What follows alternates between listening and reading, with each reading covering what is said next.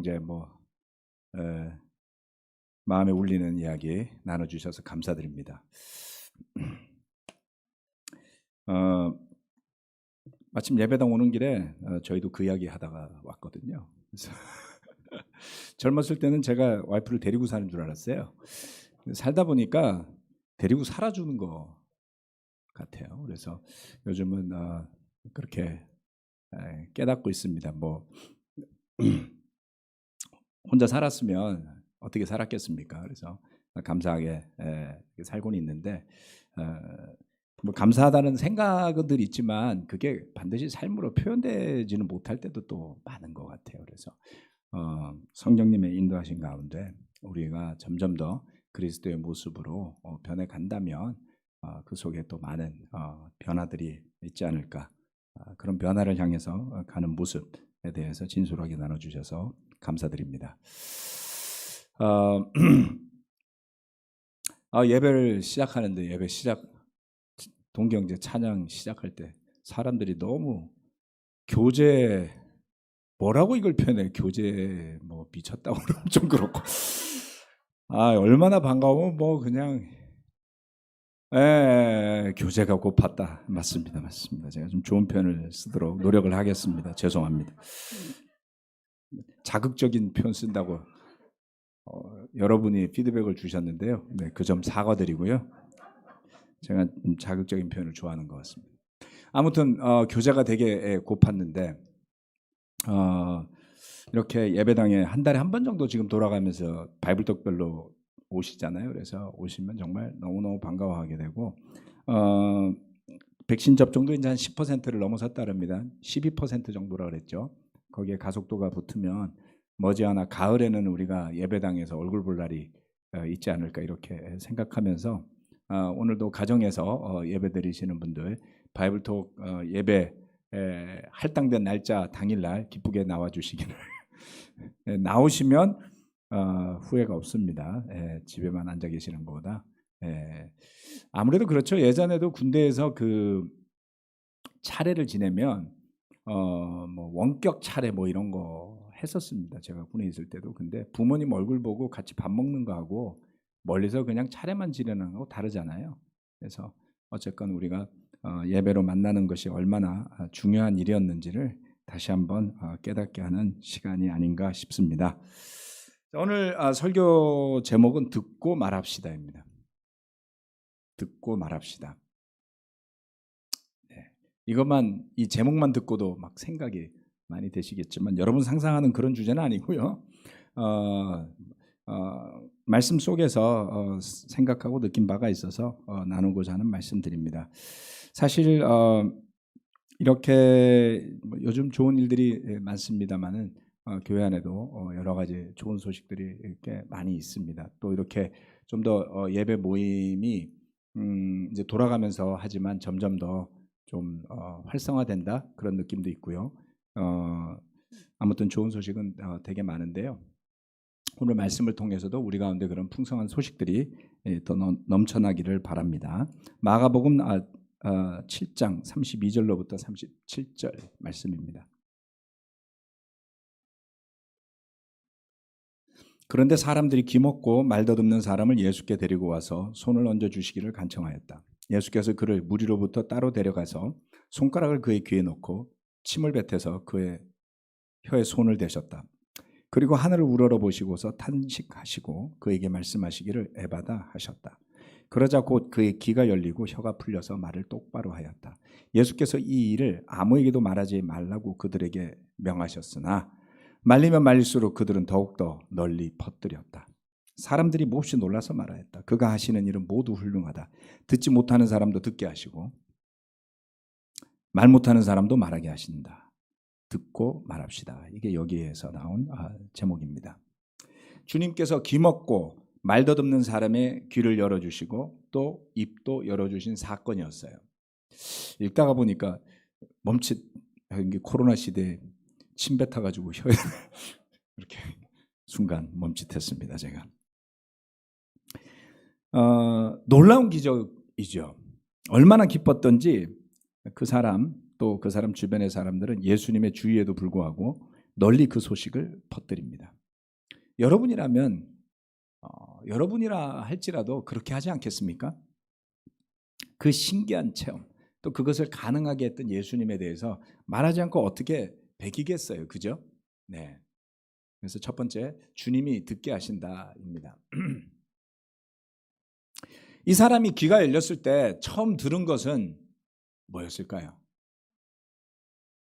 예수님이 귀를 열게 하셨잖아요. 그리고서 갑자기 소리가 들릴 때 그가 들었던 첫 음성은 예수님의 음성이었어요. 얼마나 축복받은 사람입니까? 태어나서 처음 들은 소리가 예수님 목소리. 한번 들어보고 싶지 않으세요, 여러분? 천국 가서 제일 듣고 싶은 게 예수님 목소리. 네.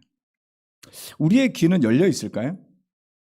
마태복음에 제가 지금 화면에 띄워놓은 말씀은 마태복음 11장에 나와 있는 이야기입니다.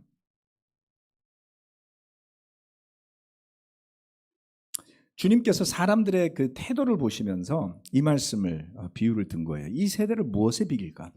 마치 아이들이 장터에 앉아서 다른 아이들에게 이렇게 말하는 것과 같다. 우리가 너에게 피리를 불어도 너희는 춤을 추지 않았고 우리가 곡을 해도 너희는 울지 않았다. 요한이 와서 먹지도 않고 마시지도 않았다. 그러니까 사람들이 말하기를 그는 귀신이 들렸다 하고 인자는 와서 먹기도 하고 마시기도 하니 그들이 말하기를 보아라. 저 사람은 마구 먹어대는 자요 포도주를 마시는 자요 세리와 죄인의 친구다 한다. 그러나 지혜는 그 한 일로 옳다는 것이 입증되었다.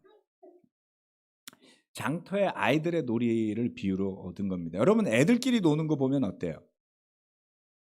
애들끼리 놀 때 보면 어른은 안 할 놀이들을 하고 놀잖아요. 그렇죠?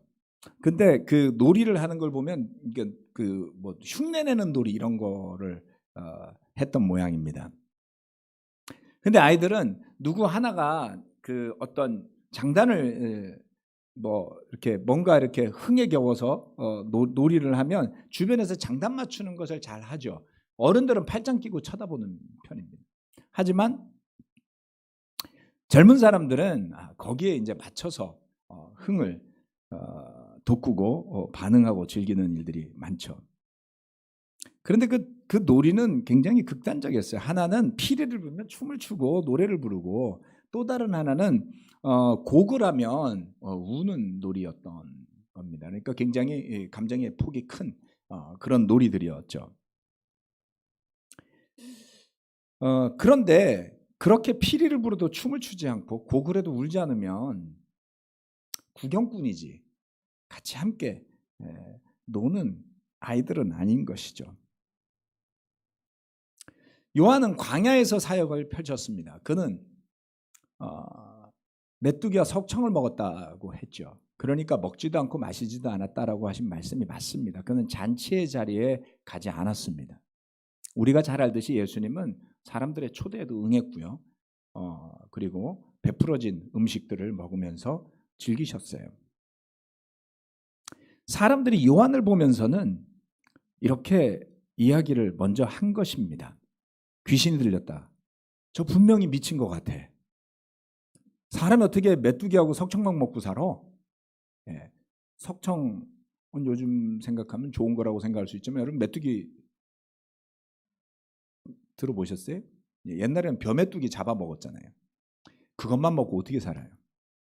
중요한 건 그것만 먹고 어떻게 사냐고요.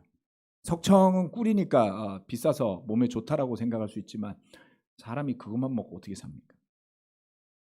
그러니까 요한을 보면서 요한의 가르침에 대해서는 귀 기울이지 않고 그런 삶의 모습만 보면서 기인이다라고 한 거죠. 기인, 귀신 들렸다, 미쳤다 이렇게 표현을 했습니다.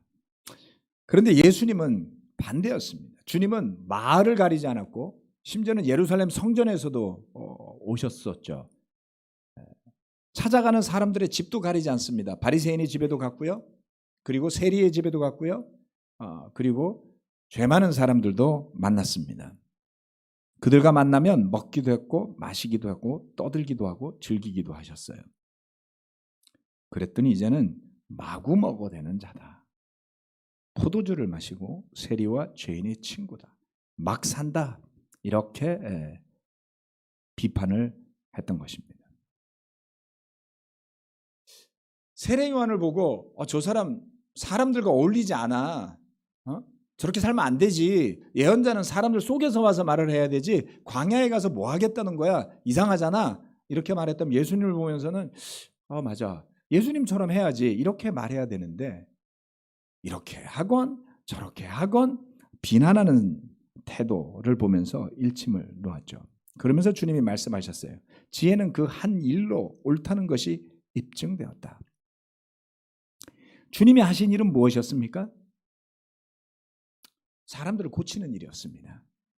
죄인들이 그의 말씀을 듣고 돌이켰죠. 기적을 행하시고 병자를 고치며 놀라운 일들이 일어나고 있었습니다. 몇백 년 동안 침묵이 이어져 왔던 이스라엘에게 정말 오랜만에 요한과 같은 걸출한 예언자가 등장을 했고요. 그리고 메시아 예수님이 오셔서 가르침뿐만 아니라 어마어마한 기적을 일으키는 영적인 부흥의 시기가 주어졌지만 듣지 않는 사람들이 듣는 사람보다 더 많았습니다. 놀랍게도 귀머거리로 태어난 사람, 평생 들을 수 없던 사람도 고침을 받고 예수님의 말씀을 듣게 되었던 것이죠. 믿음은 들음에서 온다 라고 바울은 로마서 10장에서 이사야서 말씀을 인용하면서 가르쳤습니다. 우리가 무엇을 듣고 사는지는 매우 중요합니다. 왜냐하면 그 듣는 데서 믿음이 생기기 때문이에요. 흔히 팔랑귀라는 표현 쓰잖아요. 그렇죠? 여러분 팔랑귀 한번 손 들어보세요. 여러분 가운데 팔랑귀 한번 손 들어보세요. 예, 여러분이 보시기에 저는 팔랑귀일까요? 아닐까요?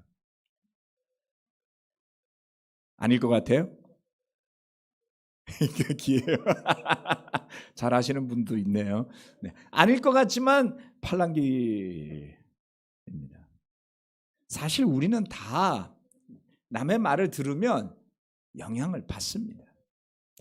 영향을 받는데 영향을 쉽게 받아서 늘상 바꾸면서 사는 사람을 이제 팔랑귀라고 표현하는 거고, 영향을 분명히 받았는데 고집이 있어갖고 절대로 안 바꾸는 사람이 그렇지 않다고 여길 뿐이지만 사실은 다 영향을 받습니다. 어찌 영향을 안 받겠습니까?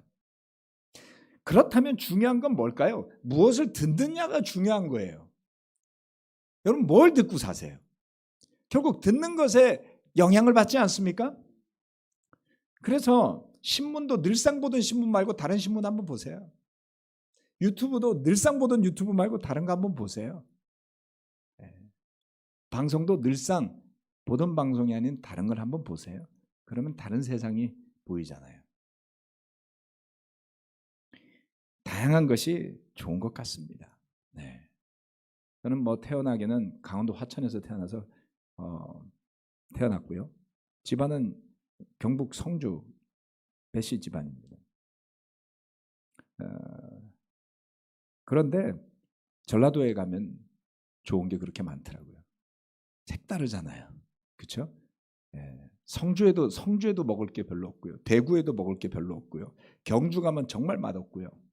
부산 가면 이렇게 재료가 좋은데 어쩌면 이렇게 음식을 맛없게 하냐, 이런 생각밖에 안 들어요. 도대체 경상도는 왜 음식을 못하는 거죠? 여기에 대해서 좀 누가 좀 잘 설명 좀 해줬으면 좋겠어요. 자주간 경상도는 음식이 좀 맛이 없습니다. 전라도는 가면 진짜 아무 집이나 걸어 들어가도 다 맛있어요. 네. 얼마나 좋습니까? 대한민국 팔도가 있고, 그렇죠? 우리가 무엇을 듣고 사는지 중요합니다. 그런데 주님이 우리의 길을 열어주셔야지 돼요. 우리가 회개하고 세례받을 때 받은 성령님은 우리로 하여금 아버지의 목소리를 듣게 하셨어요. 그래서 그 목소리를 듣고 그 목소리에 순종하고 그 목소리가 기쁘게 여겨지는 삶, 거기에 생명이 있고 그 생명이 흘러 넘쳐서 우리 이웃에게도 생명의 기회가 주어지게 되는 것 아닙니까? 듣고 말합시다. 주님이 듣게 하셨을 때 들을 말씀을 들어야 하는 것입니다. 매우 도전이 되고 영감을 주는 말씀 있어서 조금 나누고 싶습니다. 뭐 성경 어디를 펼쳐도 영감이 되는 말씀이 많지만요. 시편 119편 146절로부터 148절 말씀입니다. 이 말씀은 다 같이 한번 읽어볼까요? 다 같이 읽어보겠습니다. 시작. 내가 주님을 불렀으니 나를 구원하여 주십시오. 내가 주님의 증거를 지키겠습니다. 주님의 말씀을 갈망하여 날이 밝기도 전에 일어나서 울부짖으며 주님의 말씀 묵상하다가 뜬 눈으로 밤을 지새웁니다. 주님의 이름을 부르며 구원을 간절히 기다리는 이 사람 한번 보세요. 어려움에 처해 있는 것이죠. 주님이 구해 주셔야지 된단 말이에요. 여러분 이런 어려움에 처해 보신 적 있을 겁니다. 아마 지금도 어려움에 처해 있는 분이 계시는지 모르겠어요. 어려움 속에서 주님께서 그를 건져 주시기를, 구원해 주시기를 기다릴 때 그의 선택은 주님을 부르며 주님의 말씀을 목말라 하며 그 말씀에 귀 기울이는 그러한 모습이었습니다.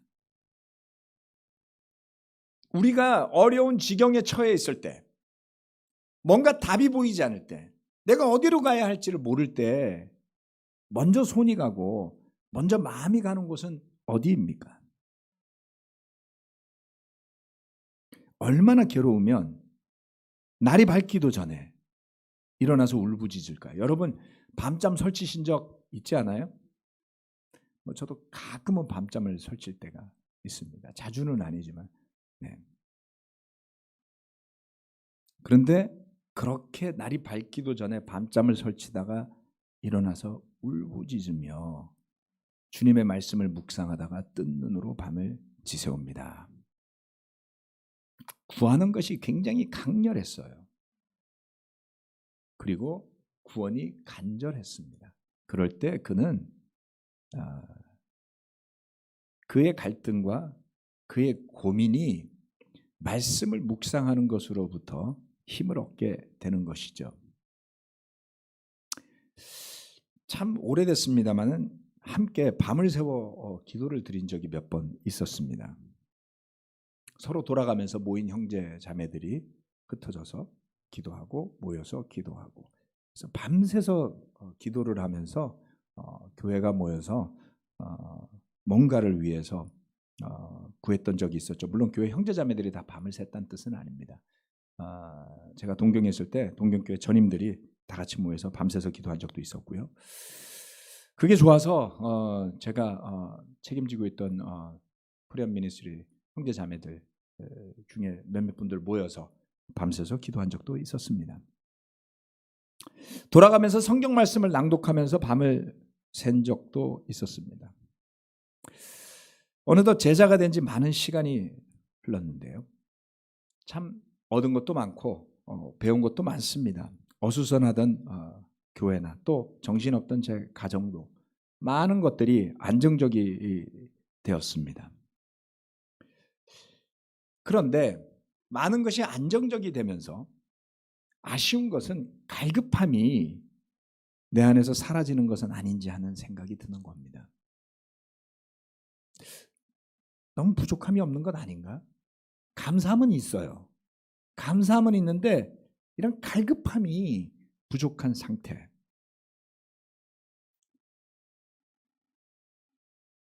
물론 우리 안에는 여전히 이런 뜨거움을 가지고 살아가는 형제 자매들도 있습니다. 저는 그런 형제 자매들을 만나 교제할 때마다 큰 격려를 받고 힘을 얻습니다. 좀 더 깨어나야 되겠다. 좀 더 뭔가 구원을 향한 간절함이 좀 있었으면 좋겠다. 그럴 때 주님께서 우리에게 또 무엇인가를 말씀해 주시지 않을까요? 주님이 듣게 하실 때, 듣게 해 주실 때, 듣게 해 주셨을 때를 기억한다면 그 기쁨과 힘이 넘치는 삶으로 다시 전환되어질 수 있겠구나 하는 생각을 해보게 됩니다. 두 번째, 주님이 말씀하신다. 이 구절은 굉장히 흥미롭습니다. 예수께서 이 일을 아무에게도 말하지 말라고 그들에게 명하셨으나 말리면 말릴수록 그들은 더욱더 널리 퍼뜨렸다. 왜 예수님은 말하지 말라고 했을까요? 거기에 신학자들의 설명은 있습니다만 여러분도 한번 고민해 보시기 바랍니다. 말 못하던 사람이 말을 하게 됐으니, 그것도 잘하게 되었으니 얼마나 기분이 좋겠어요. 한번 생각해 보세요. 귀가 들리지 않을 때 입모양만을 흉내내면서 말을 하는 것들을 연습을 시키더라고요. 그래서 말을 하기는 해요. 하지만 들은 적이 없기 때문에 정확한 소리를 내지는 못합니다. 비슷한 소리가 나죠. 그러다 보면 그 사람이 깨우뚱깨우뚱 하잖아요. 못 알아들은 것처럼. 여러분 그런 경험 있으세요? 우리가 그런 경험 할 때가 있는데요. 외국어로 말할 때. 뭐라고 내가 영어로 열심히 이야기하는 상대가 못 알아들어. 그럼 순간 머리가 하얘지죠. 내가 뭘 잘못 말했나?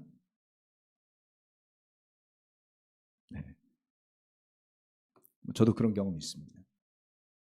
그러고 나면 말하기가 싫어지죠. 이 친구도 그러지 않았을까요? 뭐라고 말을 하는데 상대가 잘 못 알아들어. 자기는 들을 수가 없었고 말을 하게 되었습니다. 얼마나 좋았을까요? 여기는 대부분의 형제, 거의 모든 형제 자매들이죠. 지금 설교를 듣고 계시는 분들도 그렇고, 우리는 말을 못하는 사람들이 아닙니다. 말의 수가 많고 적고의 차이는 있지만, 성격이 외향적이고 내향적이고 이런 내성적이고 이런 차이는 있지만, 우리 모두는 자기 목소리를 가지고 살아갑니다. 어떤 일을 보면 거기에 대한 견해도 있고요. 어떤 사물을 보거나 사건이나 상황을 보면 우리는 인식을 하고 생각을 한 다음 그것을 정리해서 말로 표현하고 살아갑니다. 정도의 차이가 있을지언정 모두가 말을 하고 살지요. 그런데 우리가 주님의 목소리를 듣기 전에 우리는 무슨 말을 하고 살았습니까? 다 내 말을 하고 살았죠. 그런데 주님의 말씀을 듣고 난 다음 우리가 하고 살지 않던 말이 추가되게 됩니다. 두 번째, 제가 주님이 말하게 하신다라고 했습니다만은 이것을 생각해 봅시다. 이 말씀에서 보여주듯이 말하지 말라 그랬더니 더 말해. 야, 예수님 전략이 뛰어나시네. 그죠? 야, 아무한테도 말하지 마. 막 자꾸 말해. 여러분 그런 경험 없어요? 절대 말하지 마 그랬더니 아유, 그 사람이 더 말해가지고 소문이 막 나고 곤란해지고 이럴 수 있죠. 세상에 제일 소용없는 게 아무한테도 말하지 마, 이 말인 것 같아요.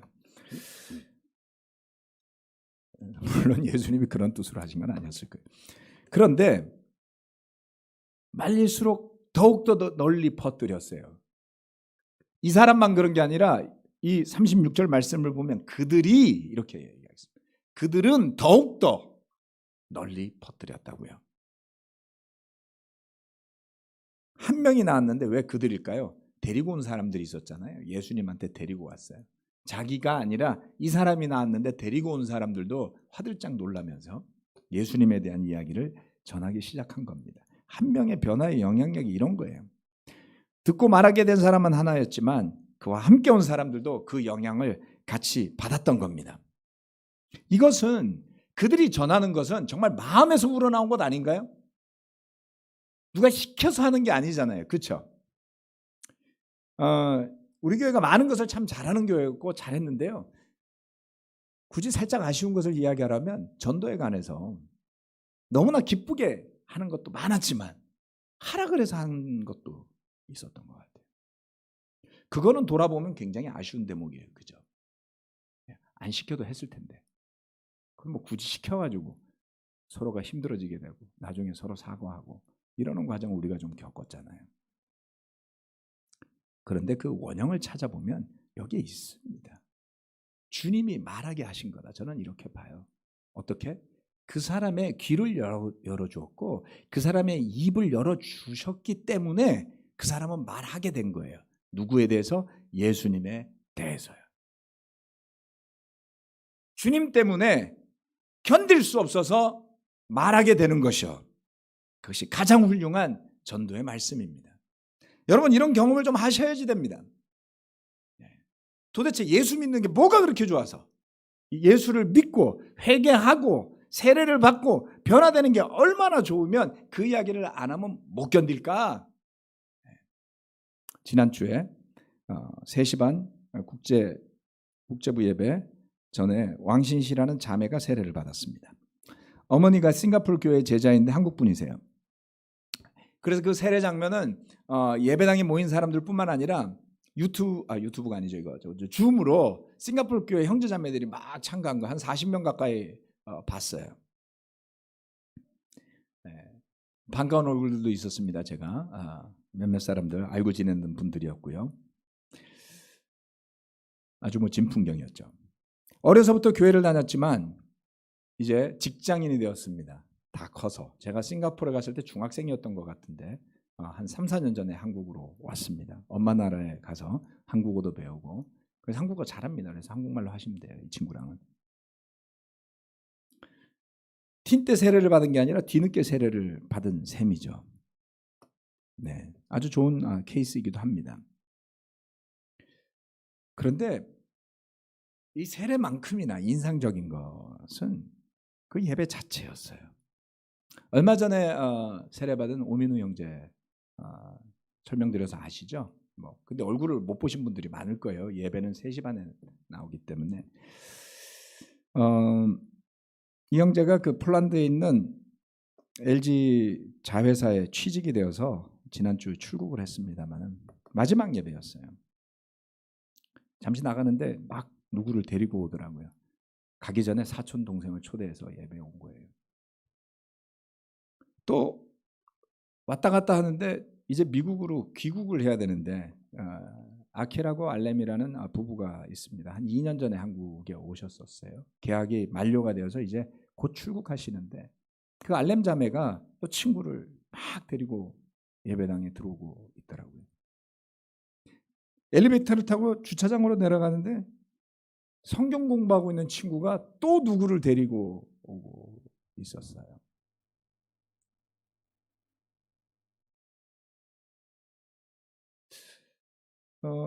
저는 그 현장을 보면 주님이 말하게 하시는 일이 일어나고 있는 것을 보는 것이었습니다. 만감이 교차했습니다. 마치 95년도, 96년도에 우리 동경교회 서브월이라고 작은 홀에서 한국어 예배를 드렸었거든요. 우리 예배당 한 절반만 할 사이즈일 겁니다. 60명 겨우 들어가는 자리였는데요. 그때 드렸던 한국인 예배, 우리가 그 외국인이었잖아요. 그 예배가 좀 생각이 많이 떠올랐습니다. 비록 우리가 바이블톡별로 돌아가면서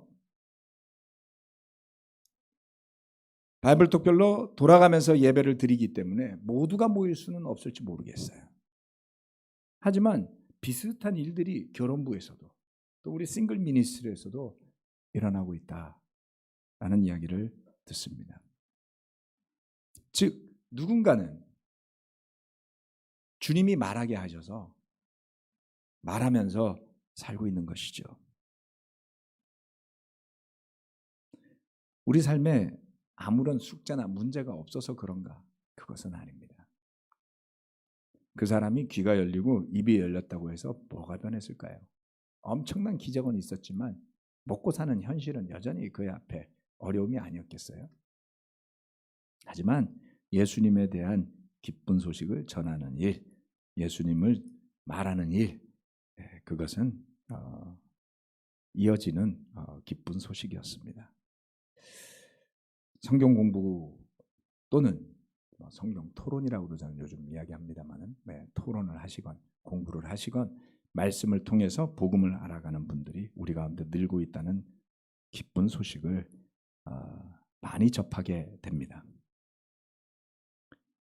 주님이 하신 일이 우리로 하여금 말을 하게 하고 주님의 가르침이 우리로 하여금 말하게 할 때에 우리 삶은 그가 행하신 일들에 대한 감사로 더욱 넘치게 됩니다. 저와 여러분에게 베푸신 주님의 은혜가 정말 크고도 넘치지 않습니까? 그런 은혜를 통해서 형제자매들의 가정이 더욱 튼튼해지고 또 우리 형제자매들의 영적인 교류와 교제가 더욱 풍성해져 가고 있다라는 것을 저는 보면서 큰 격려를 받습니다. 수고와 헌신과 고생한 것에 대한 위로도 받습니다. 형제자매 여러분, 주님께서 말하게 하실 때 그것을 들읍시다. 그리고 주님께서 행하신 일들을 통해 느낀 것들을 말합시다. 듣고 말하는 형제자매들 이미 많고요. 앞으로는 더 많은 형제자매들이 그 대열에 참여하게 되시기를 바라면서 말씀 마치겠습니다. 아멘.